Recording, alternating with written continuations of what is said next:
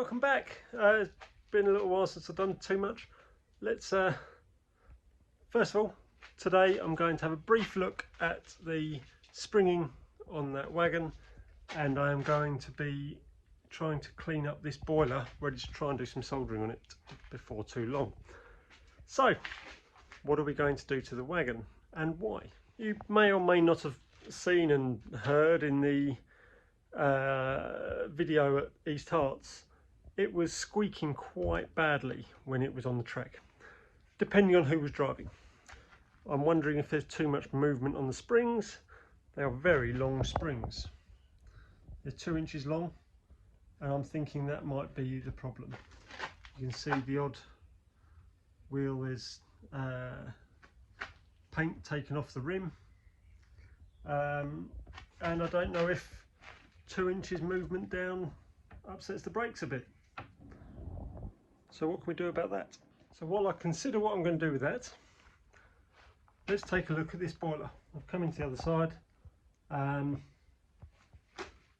Gloves, oven cleaner.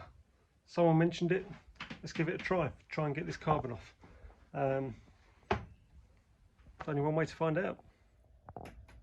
So we will leave that to soak for 20 minutes or so, and then come back and see what progress we've made. So back to the wagon, and I have a bit of a discovery. So we've got nice bearings in this, but that looks okay. That one doesn't like to come off too easily, and when I clean it up,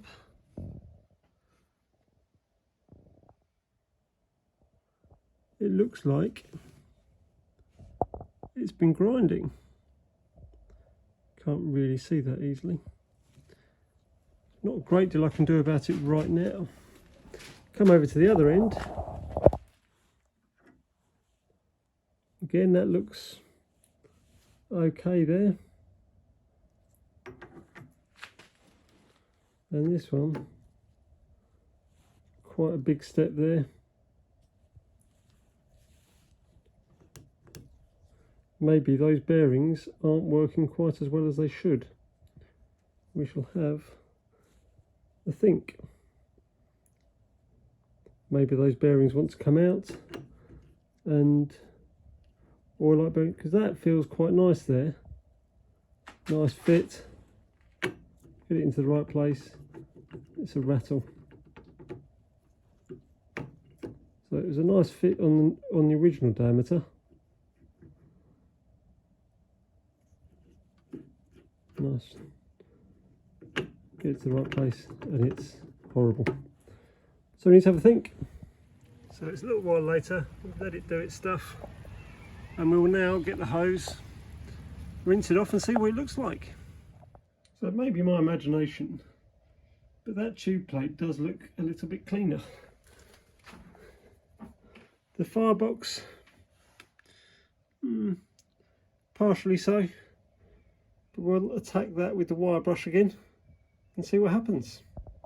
So I've now been tackling it with a wire brush in the drill, and I must say that has come up extremely well.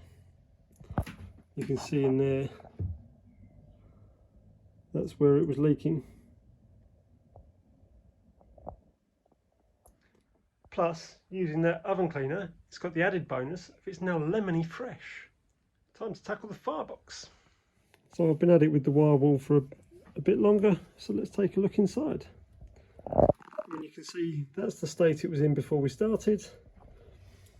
And then there's that which is sort of halfway through the effort, and that which is almost ready to have a go at soldering, to be honest.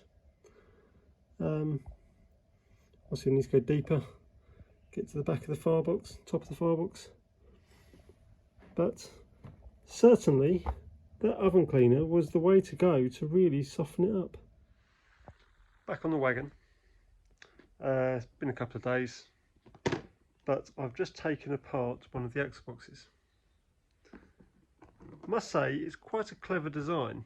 This piece is made of 3 pieces of steel, tack welded together, presumably the all laser cut and the hole in the middle laser cut as well. Bearing pushes through that and then screwed onto the dummy front just for aesthetics. Now this makes quite a simple and easy design that's not needed to be held in anything while it's being machined. This does all of the alignment, and the middle piece presumably is the same thickness as the W irons, so it slides up and down in that nicely, although it doesn't allow for any rocking, but never mind.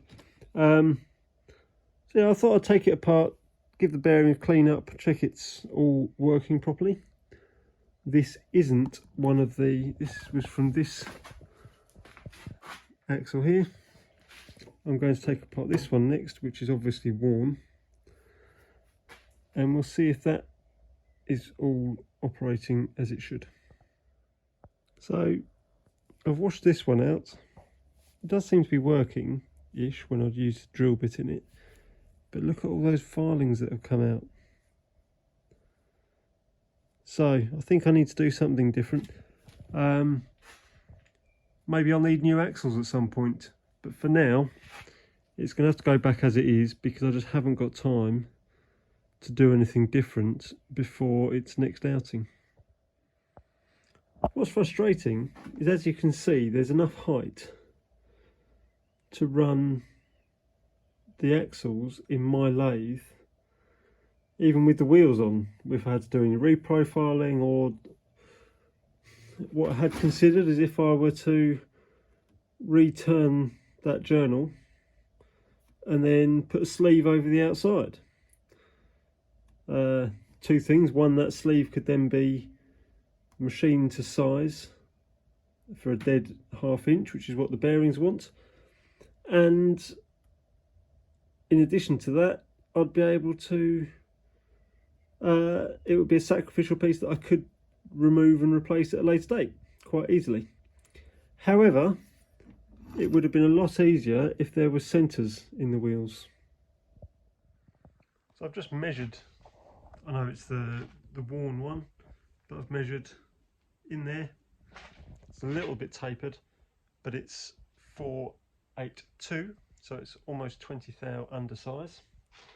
However, if I measure the bit that's not worn, it's 495. So that was a little bit undersized anyway. Whether that's a contributing factor, I don't know. But yeah, we'll have to have a think about what we do with these. So I have set it up thinking, well, maybe I can machine that down, fix steady just before the wheel, so hopefully that will be nice and solid. However, I have just spun it up to make sure it looked okay, and I have noticed a problem. Let's see if you can spot what's going wrong.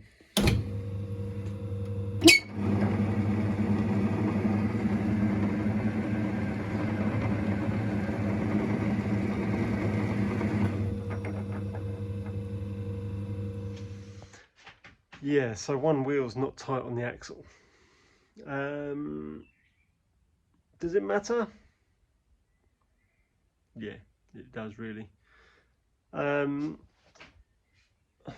mean, in theory, it doesn't matter if it spins. It would actually reduce the wear on the wheels if one spun on the axle.